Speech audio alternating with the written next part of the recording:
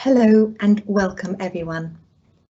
We're just going to give it a couple of minutes to make sure everybody who's joining today can finish logging into this call.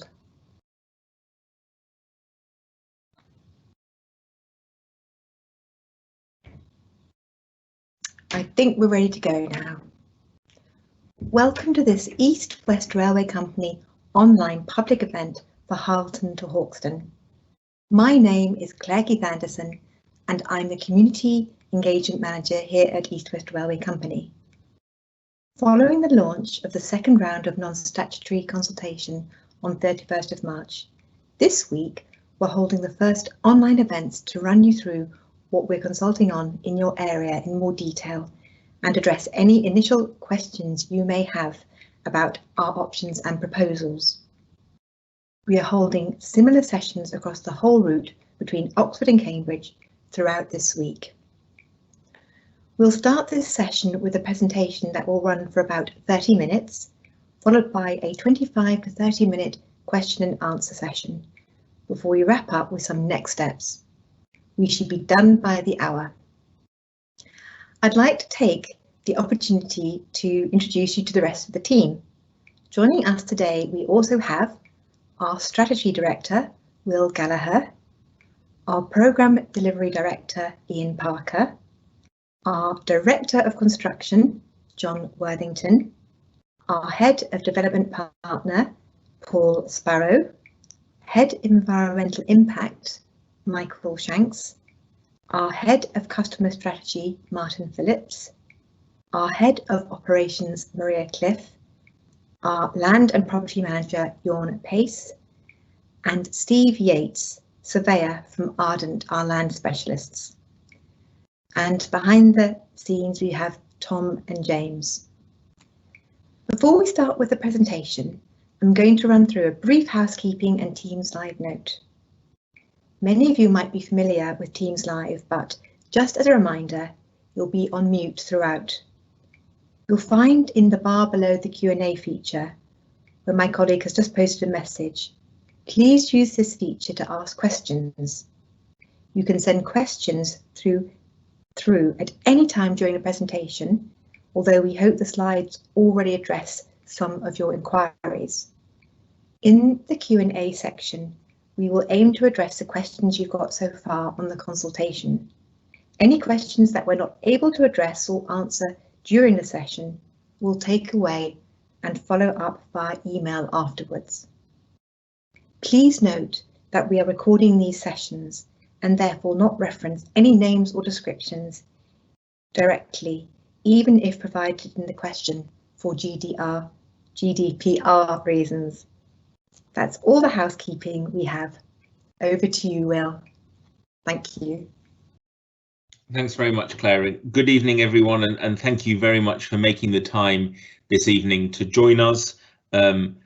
This is, we're partway through a 10-week consultation, and we are keen to have as active dialogue as we possibly can, recognising the slightly strange circumstances we're in. We'd normally be doing this in a village hall somewhere, but we're certainly finding we're able to have sort of some lively discussions, which is absolutely what these events are all about. So as we kick off, what we'll do today is we'll tell you a little bit about East West Rail. Lots of you will be familiar with the project, but we do recognise that not everyone will be as familiar with East West Rail as we are. I'll then turn to Ian, who will begin to walk through what we're consulting on with support from some of our technical experts who've been helping us develop this. And then we'll talk through how various people can get involved and various ways to get involved before looking at the sort of next steps from here as well. So thank you for, as I say, moving on to the next slide. What is East West Rail? So I think most of you are probably aware of this. It is a new rail link that would connect Oxford to Cambridge and the communities in between, and will serve a range of stations across that geography. And I guess the area that you're most interested in is in that sort of route from Camborne through to Cambridge. But it is, as I say, a full a full Oxford-Cambridge railway that we are developing. In terms of those sort of opportunities and that are associated with East West Rail, it will, the aim is to connect people to jobs, to homes, to families, businesses to their employees, suppliers and customers. It will, for example, be just about 11 minutes to get from Camborne to Cambridge South. So, and the 20,000 jobs that are being created there. So lots of good sort of connectivity, making it cheaper and quicker for people to get around the local area. Also supporting new homes to make it more affordable. We all know that living in this area is house prices have been going up very considerably, and it also will help increase sort of productivity as well for businesses sort of linked to that. We are aiming to deliver a net zero carbon railway, and we will be delivering biodiversity net gain as part of our proposals. So we are very focused on the environmental factors and achieving that net gain in biodiversity as a consequence of introducing this railway.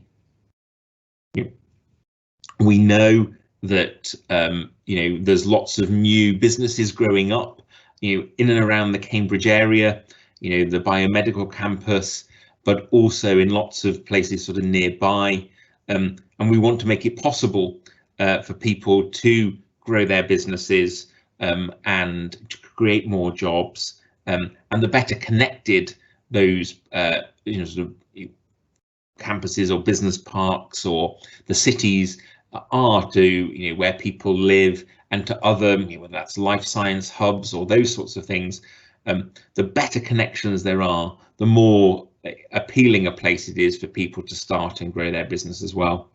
And also recognizing that this will allow us to spread prosperity across the UK, so not just in London, but spreading prosperity sort of outside to more places, and helping the economy of the Oxford-Cambridge arc to really grow.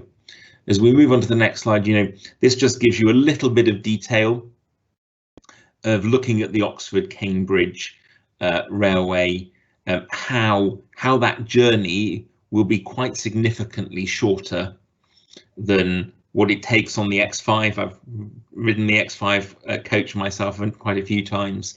The existing train journey, which is into and out of London, unfortunately, or for that matter, the car journey. So you can see that East West Rail will make it significantly quicker to get around and improve that kind of key connectivity, not just Oxford and Cambridge itself, but the towns and communities in between. As we move on to the next slide, a set of things that sort of come from East West Rail. We are already in where we're delivering the Milton Keynes, so the Bletchley connection, so from Bicester to Bletchley, we're already creating nearly 1,500 jobs and injecting over £1.1 billion into the economy, and that's just from the direct work that we're doing on the ground. And as we begin to expand the construction, as we take this project forward, that number of jobs will continue to grow, and that level of investment in the local economy will continue to increase. East West Rail also allows us to reduce congestion, whether that's on the road or on other modes of transport. So the aim is that by offering rail travel, we can reduce the congestion on other modes.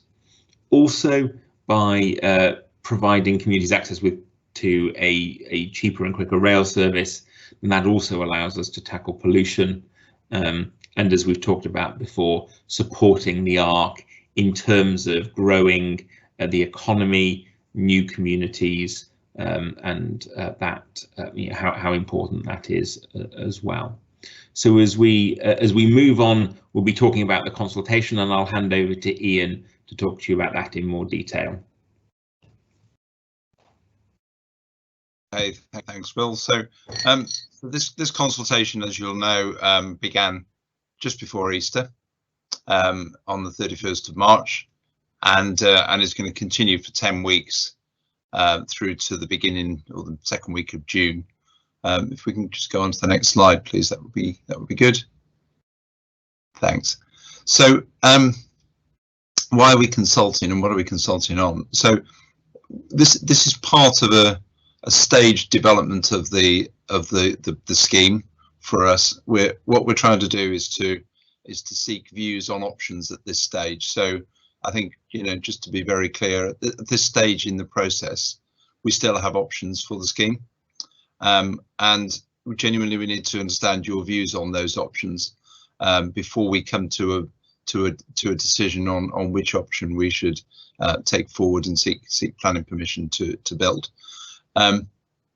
There is a further stage of consultation between now and then. So once we've selected an option later this year, we'll tell you about that, and then we'll consult again on that specific option.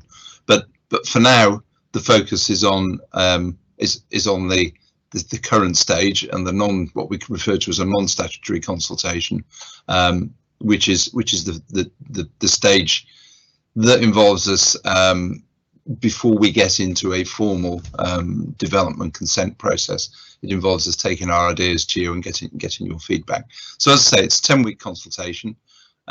It genuinely is an opportunity for you to share your thoughts on the proposals for the scheme, both as it affects your area and more broadly on the whole of the scheme from Oxford to Cambridge. We've published a number of documents, and you'll hopefully have now found that we have a virtual consultation room as well. The consultation document that we've published online talks about customer experience, talks about the railway operations, and also what we've tried to do is give you a sense of the infrastructure that's developed, the infrastructure development between Oxford and Cambridge. And we've split that into a number of sections. As you can see on this slide, we've looked at it in terms of the section between Oxford and Bicester, between Bletchley and the Marsden Vale line, through to Bedford. We've looked at Bedford itself, and then we've looked at Clapham Green through to the Eversons. Then this section from Harlton to Hauxton, and then of course from the Shelfords through into Cambridge. We've consulted pretty widely along that corridor, so you can see in this map the breadth of that consultation that's taking place at the moment, and in the shaded area that runs all the way from Oxford through Bletchley and to Bedford and then on to Cambridge. We've contacted communities, councils, and other interested parties to start to seek views. Of course, because it's a virtual consultation, there's no doubt we'll get views from a much broader population because all of our materials are available online. The route specifically, okay, sorry, so there's one slide been taken out.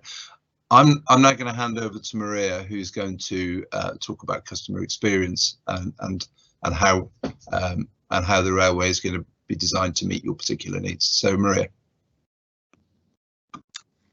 Thanks, Ian, and good evening, everybody. My name is Maria Cliff. I'm head of operations for East West Railway Company, and I've got the pleasure to talk to you this evening to explain a little bit about how we want your views in order to shape what the railway service should be, both for commuters, for people travelling for leisure purposes, for people going to school or to work. And one of the key questions that we really want to know from the local communities is what you're going to use this railway for, and so therefore we can use your answers to shape the service that we then design and will be operated along the route. So we've asked various questions in the section on railway operations and customer experience, and we've targeted them across the end-to-end customer journey. So we're concerned, of course, about the time that you'll spend on our trains and at our stations, but not just those areas are important to us. So it's about how you plan your journey right the way through to the information that you receive at every stage along that journey, and the types of interactions that you want to see with the colleagues that will be working on East West Rail. But we encourage the responses to consider what works well currently on the railway, what doesn't work so well, and how we can incorporate your feedback, both positive and negative, into our development and design of the scheme. We at East West Railway Company are acting as a shadow operator.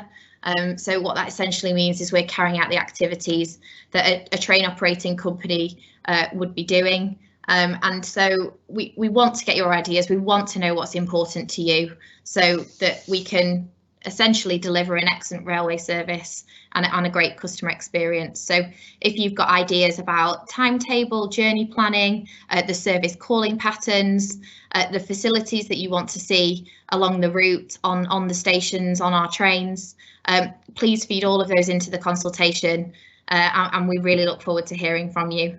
So thank you very much. I'll hand over.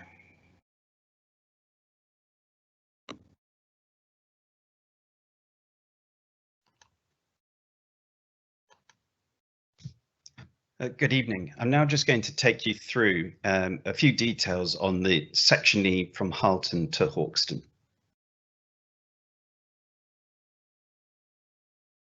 Next slide, please. So this is another part of the new section of railway that is being built between Cambridge and Bedford. And specifically within this section, this is where the new railway will join the existing network on the Hauxton line.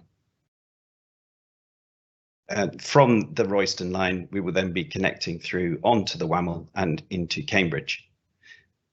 In this area, we've been looking at a number of options of how this connection can work, particularly in terms of how we are connecting to the Shepworth branch, or the Hauxton line, sorry, in its current position or moved to a position slightly southeast, and whether or not a grade separated solution is required or an at-grade solution. So at-grade being at ground level and grade separated with an elevated structure. The key with these options were as follows. The difference between an at-grade solution and a grade separated solution is entirely driven by the operational requirements of the railway and the ability to be able to get the additional East West Rail services onto the existing Hauxton line services, which are currently used by Thameslink.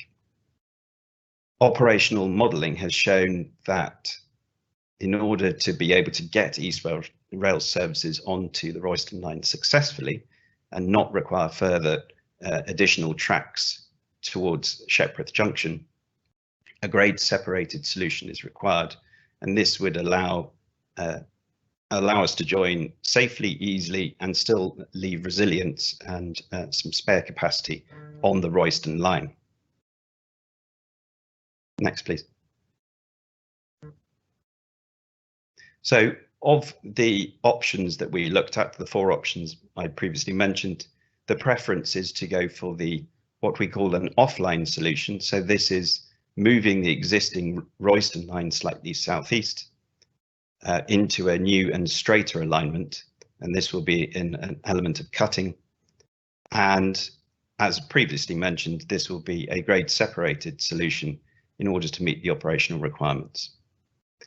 I will mention further up the line, we are in a mixture of cutting, embankment, and some small viaduct sections. These earthwork designs are at their preliminary stage at this point in time, and further work will be done in the next stage of design to see how we can improve these earthwork solutions in this area. Of particular note, we do in this current design have bridge solutions identified for the Haslingfield Road and also for Chapel Hill in the area. In that area, it will be in cutting. So connectivity would not be severed between the existing villages with these solutions. The Hauxton to Newton road will be adjusted, or will need to be adjusted. The existing level crossing will need to close, and we'll be looking at permanent diversions of the road to ensure that we maintain that connectivity, because we recognise how vital that is for the two communities, particularly given that the school is located in Hauxton for students living in Newton. We will also look at alternative bridge solutions for cyclists and pedestrians to see if we can encourage greener forms of transport and on potentially slightly shorter routes than the permanent diversion might need for vehicles and cars. Next, please. So we're really keen to hear your views, and I understand we have got a lot of questions that have already been sent through and asking about items such as the connectivity, severance of roads, the height of the earthworks and embankments, and whether these are final designs. These are not final designs, and we do have further work to do. These are reasonable worst case designs to allow us to consult. And your views are exactly what we're after at this stage, so that we can input them into the design process, taking that forward to the statutory consultation. So please do send in all your views. They are highly important to us.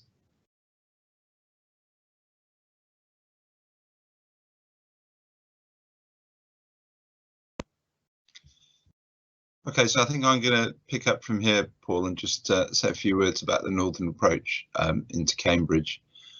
So a number of you, and I think I've noticed a few comments in the chat already, have proposed that we should look again at a northern option to access Cambridge from Cambourne via the sort of Bar Hill and Milton area. So we as a result of the feedback we've been getting for some time now, we did undertake, as part of this consultation, to look again at whether a northern route into Cambridge was viable and how it compared with the route that we're proposing. In summary, as you can see on this slide, the route is slightly longer, and the route would take slightly longer. I mean, it's longer physically, but it would also take slightly longer from a journey time perspective. It does, to an extent, duplicate an existing public transport corridor, and would need more infrastructure across areas which are, as you'll know, in that area, are quite low lying and floodplain, which means we'd need some additional embankments and viaducts that would clearly need substantial foundations. It would also cross the A14 just between Bar Hill and Girton, and that road, as you know, in recent years has been widened. It's now a pretty large dual carriageway, 4 lanes in each direction, and so we need a pretty substantial structure over that. We've looked at the possibility of a further station around Oakington and North Stowe. But of course that area is served by other forms of public transport as well, and there'd also be complications with the route where it then recrosses the A14 around Milton, where we'd have to do quite a lot of work on the bridge works there. The other thing, of course, to say is that we'd need to widen the railway on the route into Cambridge to allow the service to operate efficiently alongside the existing services on the mainline railway.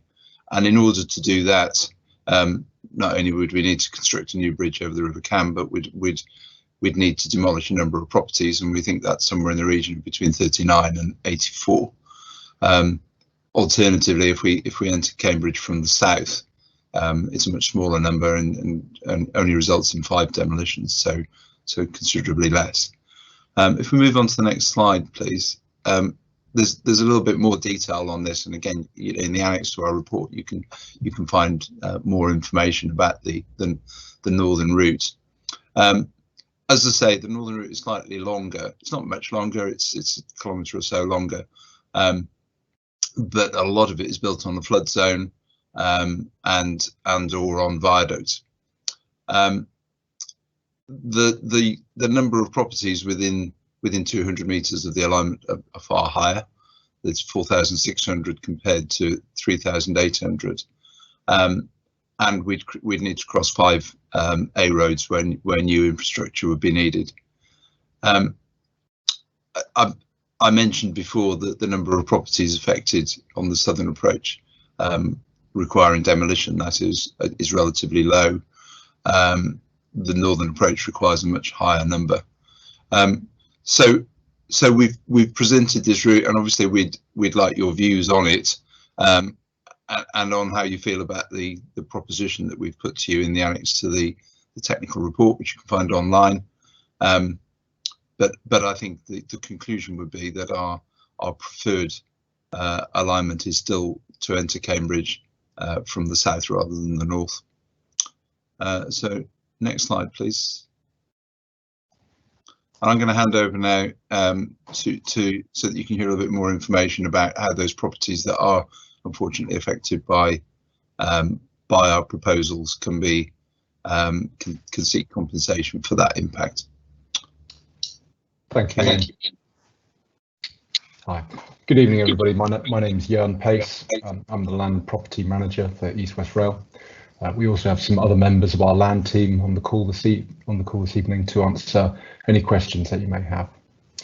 One of the key roles of the land and property team is to consult with landowners who could be potentially directly affected by the scheme and keep them updated on the proposals as they develop from this early stage. Inevitably, with a project of this size and nature, the scheme does have land requirements. And as part of our development consent order application, which is likely to be sometime between 2022 and 2024, we will be seeking powers for compulsory purchase.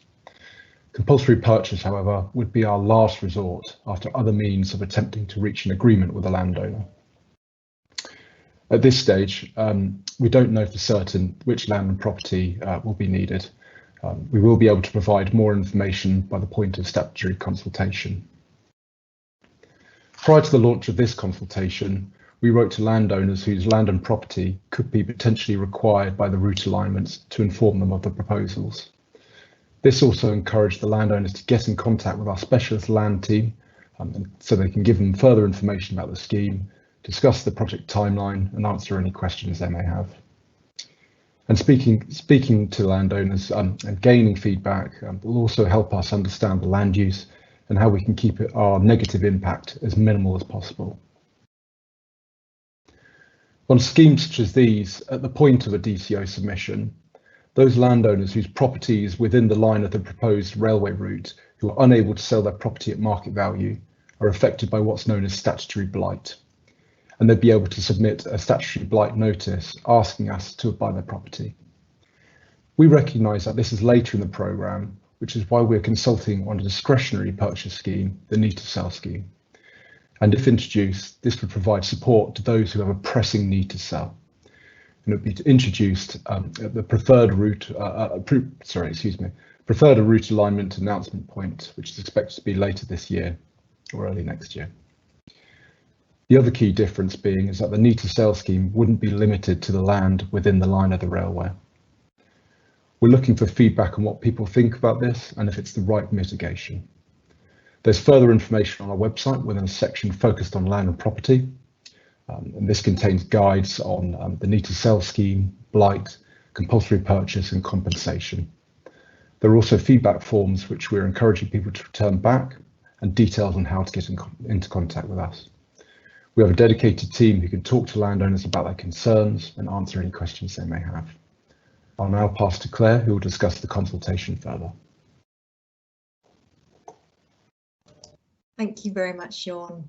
So, as Will said, we are very sad that we can't meet with you this evening, but obviously due to obvious reasons we can't, but we thank you all very much for coming to join us this evening. And many of you will have by now received a copy of your summary consultation document, but there are lots of different ways that you can get information. And as many people have alluded to already on this presentation, this is all about you. We want to hear from you. We really want to know what your views are. And we can see we've got lots of questions, so we'll be coming to the question and answer section soon. So if you go to our website, you'll see a copy of the consultation document and a technical report. We have sent over 270,000 copies of the consultation summary document to households within the consultation zone. We have a community hub and resource centre, and also I'm sure many of you would have already seen our virtual consultation room. And we've been holding many community events along the section of the line this week across different geographic areas, and then in May we're going to have another session, and that's going to be on a more discursive session on large themes such as the benefits of the railway line, the impact of construction, environmental impact. So we look forward to seeing you then. And go to the website where you'll see all the details. So please, yes, go into our virtual consultation rooms. They opened in on the 12th of April earlier this week. We've got plenty of online public events, the geographic ones, 12 in all, and then we've got 2 generic customer experience and railway operations webinars, another one coming up in May. Because we're so keen on hearing what you have to say, we have live chat events. We're holding 10 across the 10 weeks of the consultation. They're open to the public, they're for 2 hours, and basically it's your opportunity to speak to a member of the project team. So if you go into the virtual consultation room, you will see the live chat function there. And even if the events aren't open, you can actually drop your question into the live chat function and we will get back to you. We also have a dedicated phone line because we know that not everybody is online and not everybody is comfortable in a digital environment. So please phone if you know someone who isn't online, please take a note of the number and pass it on to them. Also, if you want hard copies of the documents, please visit our website and you can order copies of those documents. Next slide, please. So we've come to part of the evening when we will answer your questions. So I'm going to hand over to James, who is hosting this part of the webinar. Thank you, James. Thank you very much, Claire, and thank you to everyone for your questions. Good evening. We've had lots of questions in. I'm just looking at those and then fielding them to the team. A key theme that has come through in the questions is passenger demand for a number of reasons, partly because of COVID and the impact that will have on passenger demand on the line, but also demand in terms of local connectivity and the need for local transport in comparison with people travelling all the way to Oxford. So Will, I just wondered if you'd be able to touch on passenger demand with those 2 points in mind, if that's okay. Yeah, not a problem at all. So I think it's probably worth saying that when we look at the demand, we're not just focusing on the Oxford to Cambridge journey, but actually there's quite a lot of demand, whether that's between Camborne and Cambridge, whether that is opening up new demand that can exist between Bedford and Cambridge. That journey will be done in 35 minutes or so. So the ability to live in Bedford and work in Cambridge or work at the biomedical campus, those sorts of things are doable, or conversely live in the Cambridge area and commute to, say, Bletchley for Milton Keynes. Or there are plenty of journeys that happen in between Oxford and Cambridge that we know from our economic modelling do have real benefit to people, particularly as it opens up new places for people to live, to start businesses, those create jobs, those sorts of things. So it isn't just about the Oxford Cambridge service, to reassure you on that one. And we do recognise that East West Rail does need to be part of the local transport network and does need to plug into the local transport network. and that's why we focused on providing a service that we think is complementary to transport, to local transport as well. You know, I don't think this is you only have local transport or you don't need to think about long distance travel. You need to find the right balance of doing both, and that's what we've been, you know, that's what we've been trying to do. In terms of the impact of COVID, so we recognise that we can't really know yet what the impact of COVID is going to be on long-term travel patterns. You know, we do know that demand is returning to the railway and to public transport more generally as we come out of lockdown, but it is certainly true that we can't know yet what the new normal is going to look like. But what we can do, and we're working with the Department for Transport on, is model various scenarios, and there's quite a lot of research going on as to what demand levels are going to be like. And so consequently, that is something that we will continue to look at as we progress over the next few months and years. And the thing to reassure you is that at each stage of development, we do need to satisfy government they're doing is a good use of taxpayers' money, and therefore the level of demand for the service, the benefits delivered by the service, will continue to be looked at and continue to be tested, all the way through this process. So I think that probably draws to a conclusion, sort of my answer on that one. Thank you very much, Will. Much appreciated. Another key theme that has come through is around proposed elevations of the line in this section. There are some key themes coming through with regard to those questions. One is around noise and the impact of noise that this elevated section would have on local communities. And then the other is visible in terms of the size of it and the height of it. And there are questions about the height of it in terms of in comparison with the actual existing King's Cross line and the existing tracks. So I wonder, Paul, if you'd be able to initially answer some points around the elevation. Yes, certainly. I can start with that final point and then hand over to Michael in terms of any noise and visual impact that we can deal with. So as I mentioned previously, this is a reasonable worst case design that we put forward at this point in time, and we will be looking at to see if we can improve this. There are some key points about the differences between, particularly you can see on the Hauxton line and the times in which it was designed versus where we are today.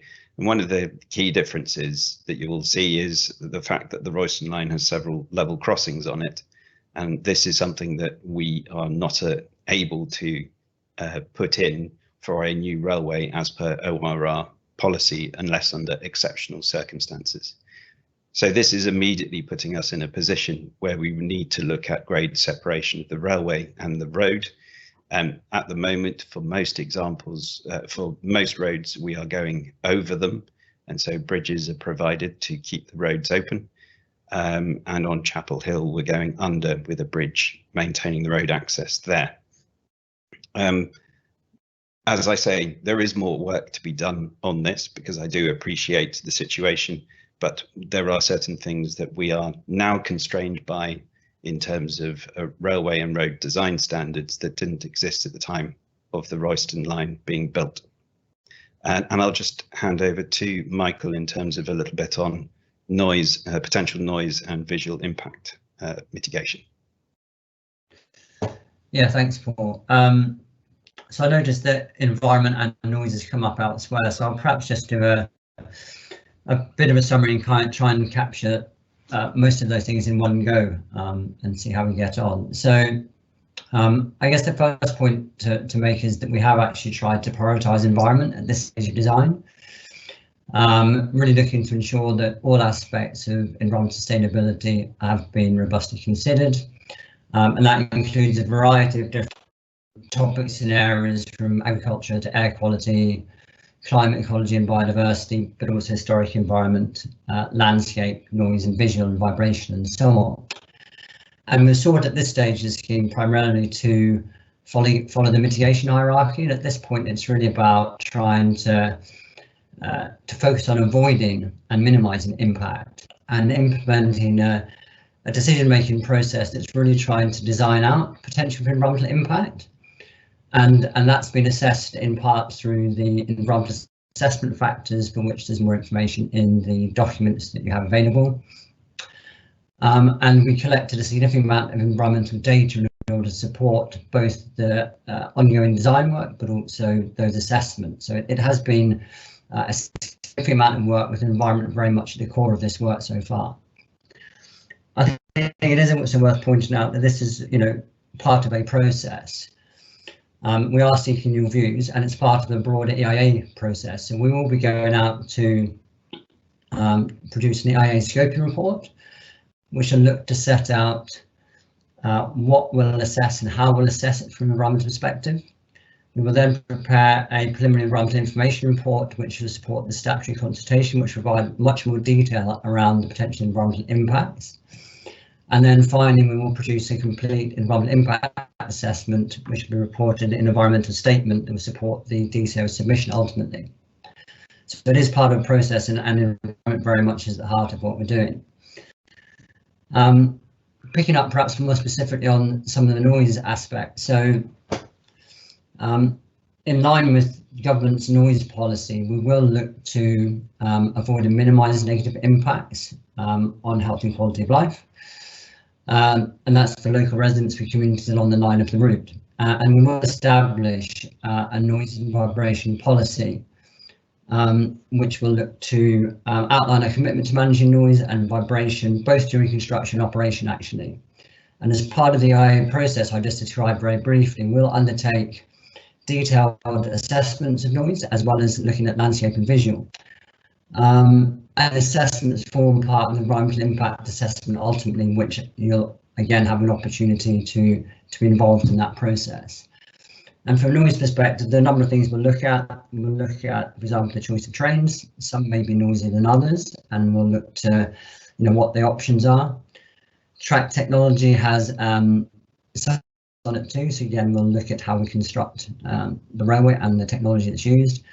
And where impacts look likely to remain, then we'll obviously look at what mitigation we can put in place, whether that's, for example, noise has been an obvious one. So it's very much part of the process. It's very much been the heart of what we're doing, and we're taking it very seriously. I'm really interested in your views on the various options and the different environmental issues associated with the different alignments, because they are all a little bit different, and there's a wealth of different environmental factors that we need to consider against all of them, and it's in the round that we've been looking at the moment to provide our view as to which represent good options from an environmental perspective. So I hope that was helpful. Thank you very much, Michael. It was indeed, and fab to cover some of the other environmental points that I'm sure will be of interest and have come up in lots of the other questions. There are lots of other issues. We've had a lot about freight, we've had a lot about electrification and diesel and freight and so on, which I will come on to. But while we're just still on the elevated section, I just thought I wanted to invite Will. There's been a number of reports locally and conversations on Twitter, I think, around the height of it, of the potential embankment or the proposals around it in this southern section. And are these reports, it would be good to get your views on these reports, and are these heights accurate and so on. I just wonder if you'd be able to comment on what has been said locally around this. Yeah, no, I think we've obviously seen reports of 7-kilometre long viaducts and 15 kilometres of embankment and all those sorts of things. And I think it's just really important to be clear that that's simply not true. I think the sort of stretch of viaduct at its longest is no more than 500 metres in length, so it's nothing like the 7 kilometres that people are talking about. And again, in terms of embankments, actually, as we look at this stretch of railway, there will be periods where it is at grade. So as we've said before, that means it is actually at ground level. There'll be areas where it's in cutting, and there will be areas where it is on embankment, but again, you know, the stretches of embankment are much shorter than are being said, you know, as we've seen reported on social media. I know I've also seen mock-ups of, you know, what is, I think, referred to as the Great Wall of Cambridgeshire. And again, you know, we just don't recognise those, you know, those mock-ups in terms of what this is going to look like. You know, and you know, we think it's, you know, it's much too early. It's one of the reasons why we will be producing those kinds of visual representations, but they will be, you know, once the design has matured, and as Paul says, the work has been done, you know, to optimize that, to reduce the impact as much as we possibly can. So I did just want to say that I think it's important that, you know, there's quite a lot of speculation out there that that we as a team simply don't recognise. Thanks, Will. And moving on to another issue that's come up prominently in the Q&As is freight. Maria, I wonder if you'd be able to talk a bit about freight in terms of, firstly, mitigations around freight through Cambridge has come up, whether freight is and broader issues around the line and electrification, but the fact is going to be diesel freight, and is it going to be noisy freight, particularly if it's elevated, and so on. So all sorts of different themes coming through on freight. Sure. So let me start with the freight question then, James. We acknowledge that there's already some existing freight along the line, but particularly in this area between Shepherd's Junction and Cambridge itself. So there are existing freight paths that exist on that section of the railway. But there is a difference between the freight paths that exist and the demand for those paths, which can change and is very elastic, dependent on the freight companies themselves, and the usage of those paths varies. We are predominantly here to deliver a railway for passengers that will operate passenger services. And so at the moment, my team is undertaking a timetable exercise which looks at the passenger services and the frequency of those services, along with the stations that they will call at. And then what we will have to do subsequently is understand if there is capacity then available for freight outside of those passenger services. So that exercise is underway, but we will continue to accommodate the existing freight from Oxford to Cambridge, where those paths do exist today. But I absolutely acknowledge that the hours of operation of freight is really important, and as the timetable exercise develops and matures, I'm really hopeful. Well, I know that we will be able to share that information at the statutory consultation with the local communities. To predict what the future demand for freight could be for this line is very difficult, but we are working with Network Rail as part of their wider freight strategy, and we continue to look at opportunities both for passenger and freight services. James, I will also pick up the diesel trains question and electrification in one go, if I may. So at East West Railway, we'll have an interim fleet of trains, and those trains will allow us to get the service up and running. Initially, our first connection stage will be 2 trains per hour between Oxford and Milton Keynes. And we are making passive provision for electrification along the new parts of our railway. But one of the reasons for having a short-term fleet of trains was to allow us to retain real flexibility for what our long-term fleet needs to be. So for us to be able to utilise new and emerging technologies, so for example, battery-powered trains and hydrogen, and for us to ensure that whatever trains are operating on this railway in the long term allow us to meet our environmental goals and to have minimal impact on the local communities. Thank you. Thanks very much, Maria. That's great. A key question that's coming up is around benefits to the local community in this specific section. We've got questions saying, well, conscious a lot of the proposals we talked about here are a junction. We're not talking about a station. A lot of people are saying, what does this mean for Hauxton in terms of local connectivity?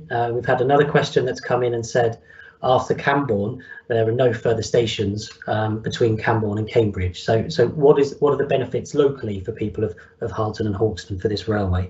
I wonder if I could invite Will to kick off on an answer on that, if that's okay. Yes, no, absolutely. So I think it is fair to say that between Camborne and Cambridge South Station, there aren't as there aren't station stops. Those stations are about sort of 10-11 minutes apart, and one of the things to just bear in mind is we do look at the overall service. It's not necessarily possible for us to to put more stations in than that, because it does, as you say, cause it makes those journey times too long. But one of the things that we're sort of looking at is how we do make the most of the infrastructure that we're building. So are there things that we can do, both in terms of whether it's cycle routes, whether it's other active travel opportunities for people, so that it is easier to get around the local area. So there are things that we can do in that respect. Also, one of the things that we're sort of focused on is how we sort of drive sort of the benefits into the local economy in terms of creating jobs. So we've seen from the work that we're doing at the other end of the line that we're creating quite a lot of new jobs in the local area, over 1,500 new jobs just at that sort of end. And what we also know is that with things like the station connectivity at Cambridge South, and with the sort of the active travel links and the footpath links that we are looking at how we might create, then we do think that for people who are sort of living in this area along the King's Cross line, there are benefits associated with the railway. But I do recognise that if people are not immediately proximate to the station, whilst it's good for the local area overall, there are people who will see some more negative impacts and the return isn't quite as direct as it is for those who live closer to the stations. I do recognise that, and that's why we do think quite carefully about how we can bring a wider set of benefits to those communities, because we do want all to benefit from the railway. But it is something we're thinking quite hard about, because we do recognise the challenge. Thanks, Will. I'm conscious of time, but I'm really keen that we can get some questions in around the northern approach and the southern approach, which are a key theme that's come through in the questions. In particular, there have been questions about, in a northern approach, a station at Northstowe, and the benefits that would bring in Northstowe in terms of huge development plans that are happening in the area, and how that would compare with benefits of a new station in a southern route, for example. I think there's a question that says here, in the southern route, villages south of Cambridge wouldn't have the benefits of a station in the same way that Northstowe would in local developments. And Will, it might be one for you again, but in terms of the additional benefits that come from the station, Northstowe and South Cambridge Station, are there key comparisons and differences between the two? So I think this is an area where when Northstowe was brought forward, it was the guided busway was designed to serve Northstowe. Actually, the connectivity provided by the guided busway would be more proximate to Northstowe than a station at Oakington, and would be providing a service that is only at the same level of frequency and journey time as East West Rail. So there would be quite a lot of duplication in that area, whereas we are opening up you know, that 11-minute journey between Camborne and the biomedical campus, which is sort of the largest centre of sort of health and life sciences research in Europe. Over 20,000 jobs being created there. So we do think that, you know, there are considerable benefits of that connectivity, that is new connectivity that we're providing, making that journey much more doable.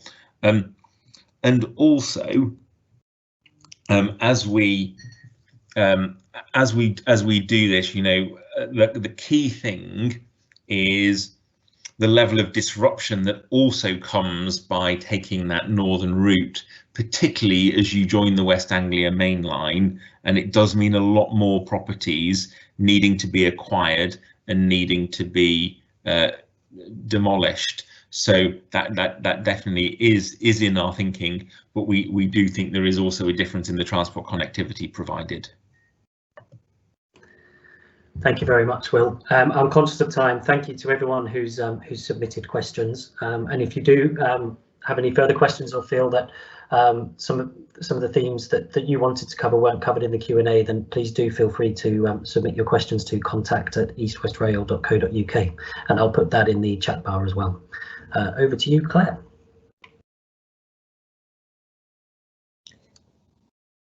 Thank you very much, James. Can we have the next slide, please?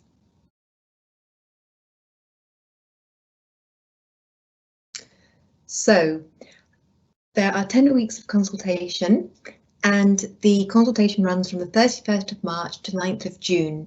So we ask you to send us your responses to the consultation by the 9th of June. And there are different ways in which you can submit your response.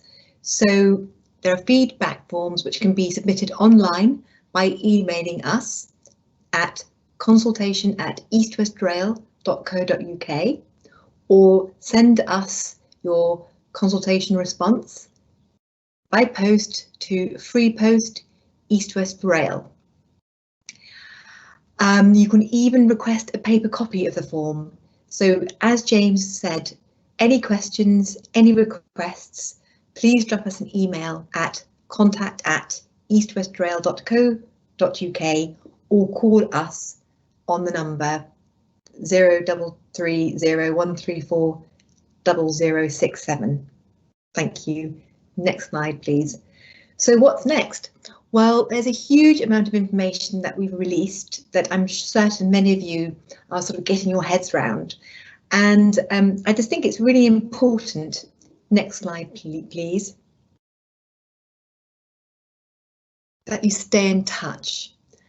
There are lots of different events we've talked about. Please go to the website again, come to a live chat event, come to another webinar. Please tell us what you think. This consultation is all about you telling us what you think. So stay in touch. Thank you very much for coming this evening. Again, we apologise that we can't see you in person, which is what we would have preferred to do. But we look forward to seeing you at future events, and we look forward to receiving your consultation response. So I think we're just spot on the hour now. So we'll say good evening. Thank you very much for attending, and goodbye.